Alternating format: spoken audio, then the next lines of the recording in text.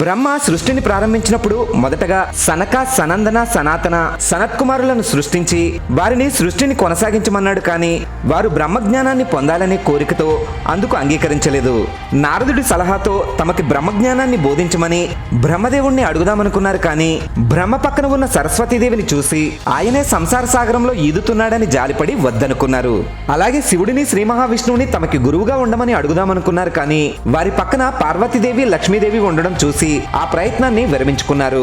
శివుడు ఆ నలుగురి అజ్ఞానాన్ని చూసి వారికి బ్రహ్మజ్ఞానాన్ని ఉపదేశించాలి అనుకున్నాడు.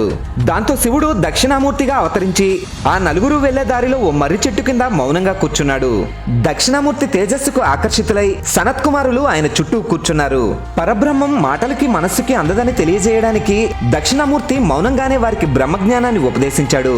ఈ విషయాన్ని మీరు మొదటిసారిగా విన్నట్టయితే ఛానల్ ని సబ్స్క్రైబ్ చేసి ఓం నమః శివాయ అని గట్టిగా చెప్పండి.